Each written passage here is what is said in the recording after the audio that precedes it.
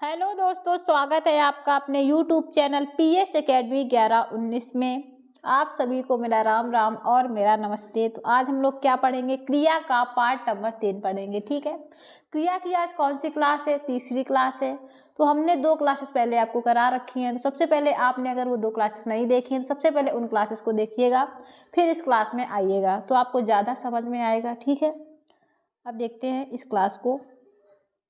संरचना एवं प्रयोग के आधार पर क्रिया के भेद कितने होते हैं? तो 8 होते हैं। कितने होते हैं? 8 होते हैं। लेकिन अगर आपसे पूछता है संरचना के आधार पर सिर्फ, तो आप 5 बताएंगे। प्रयोग के आधार पर तब भी आप कितने बताएंगे? 5 ही बताएंगे। लेकिन अगर आपसे दोनों को साथ में पूछ लेता है तो आप कितने बताएंगे? 8 बताएंगे। और 8 कौन कौन से होते हैं ये देखते हैं। पूर्वकालिक क्रिया, प्रेरणार्थक क्रिया, नाम धातु क्रिया, कृदंत क्रिया, संयुक्त क्रिया। ये 5 क्रियाएं हमने आपको पहले पढ़ा रखी हैं। तो यहाँ से आपको स्टार्टिंग से नहीं पढ़ाएंगे, जो नहीं पढ़ा रखी है उनको पढ़ाएंगे।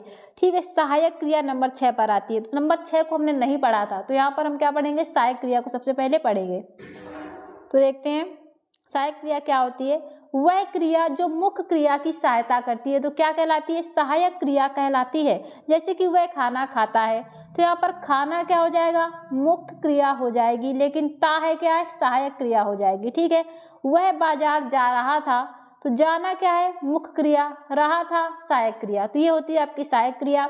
अब देखते हैं सामान्य क्रिया नंबर 7। सामान्य क्रिया क्या होती है? जब क्रिया को पूरा करने के लिए सिर्फ एक क्रियापद की आवश्यकता होती है तो वहां पर क्या होती है? सामान्य क्रिया होती है। क्या होती है? सामान्य क्रिया होती है। जैसे कि बबीता गई, राम छवि जागा, तो यहाँ पर सामान्य क्रिया है। छोटे छोटे से वाक्यों में क्या होती है? सामान्य क्रिया होती है। सिद्धि चलो, यहाँ पर भी क्या है? सामान्य क्रिया है। ममता आई, सामान्य क्रिया है। अब देखते हैं नंबर 8 पे जो आपकी सजाती क्रिया है।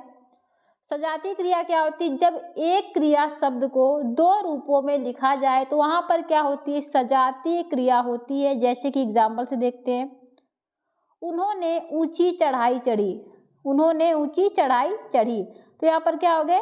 2 क्रिया शब्द को अलग अलग रूपों में लिखा गया, चढ़ाई और चढ़ना।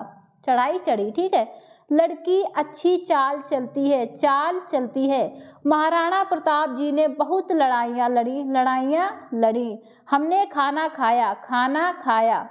हरीश को पुलिस ने बहुत मार मारी। ठीक है, तो यहाँ पर ये भी आपकी 8 नंबर की सजाती क्रिया भी समाप्त होती है। अन्य जो महत्वपूर्ण क्रियाएं हैं, अन्य महत्वपूर्ण क्रियाएं हैं, अब उनको देखेंगे। वो भी एग्जाम में काफी बार पूछी गई हैं। तो सबसे पहले देखेंगे क्रियार्थक संज्ञा क्रिया। तो इसमें क्या होता है? आपके हित में बात होती है, तो वहां पर क्या होती है? क्रियार्थक संज्ञा क्रिया। जैसे कि पढ़ाई करने से चरित्र का निर्माण होता है, तो अच्छी बात है ना, पढ़ाई करने से चरित्र का निर्माण होता है। दौड़ना स्वास्थ्य के लिए अच्छा होता है, ये भी आपके हित में बात है। तो यहाँ पर क्या हो जाएगी? क्रियार्थक संज्ञा क्रिया हो जाएगी। अब इन 2 क्रियाओं को देखते हैं, यौगिक क्रिया और ऋण क्रिया। तो सबसे पहले ऋण क्रिया देखते हैं। मूल धातु में क्या होता है? ना प्रत्यय लगता है, तो वहां पर क्या हो जाएगी? ऋण क्रिया हो जाएगी। जैसे कि चढ़ना, चलना, दौड़ना, पढ़ना, तो यहाँ पर क्या हो जाएगी? ऋण क्रिया हो जाएगी। यौगिक क्रिया क्या होती है?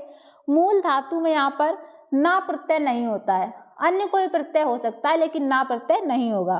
ठीक है, जैसे कि चढ़ाना, चढ़वाना, चलाना, चलवाना, चली, चले, तो यहाँ पर क्या हो जाएगी? यौगिक क्रिया हो जाएगी। जैसे कि आप चढ़ में प्लस आना जोड़ेंगे तभी तो आपको चढ़ाना बनेगा, तभी तो चढ़ाना बनेगा। ठीक है, अब आगे देखते हैं। विधि क्रिया क्या होती है? विधि क्रिया, जिस क्रिया से आज्ञा का पता चलता है तो वहां पर क्या होती है? विधि क्रिया होती है। जैसे कि यहाँ से तुरंत चले जाओ, आज्ञा दे रहा है ना कोई, सारे चुपचाप बैठ जाओ, तो यहाँ पर भी आपकी विधि क्रिया हो जाएगी। अब देखते हैं अनुकरणात्मक क्रिया क्या होती है? जिनमें शब्दों का अनुकरण होता है, तो वहां पर क्या होती है? अनुकरणात्मक क्रिया होती है। जैसे कि भिन भिनाना, फड़फड़ाना, खटखटाना, थपथपाना, भन बनाना, झनझनाना, हिनहिनाना, बड़बड़ाना, टनटनाना, थरथराना, खिलखिलाना, मियाना, तो यहाँ पर क्या हो जाएगी? अनुकरणात्मक क्रिया हो जाएगी। अभी आपकी 2 क्रियाएं और बची हैं, समापिका क्रिया और असमापिका क्रिया। सबसे पहले देखेंगे हम लोग समापिका क्रिया को। सिर्फ इसमें क्या होता है, सिर्फ वाक्य की समाप्ति पर ही क्रिया होगी, तो वहाँ पर क्या हो जाएगी, समापिका क्रिया हो जाएगी। जैसे कि बच्चे कक्षा में पढ़ते हैं, तो यहाँ पर समाप्ति पर ही आया। मधुमती नृत्य करती है, तो यहाँ पर भी समाप्ति पर आया। असमापिका क्रिया क्या होती है, सिर्फ वाक्य की समाप्ति पर ही क्रिया नहीं होगी, अन्य स्थान पर भी क्रिया हो सकती है। जैसे कि सामने बहता हुआ कमल बहुत अच्छा लग रहा है, तो यहाँ पर बहना भी है और लगना भी, दो क्रिया है यहाँ पर, मतलब यहाँ पर बीच में भी आई है और लास्ट में भी आई है, तो यहाँ पर क्या हो जाएगी, असमापिका क्रिया हो जाएगी।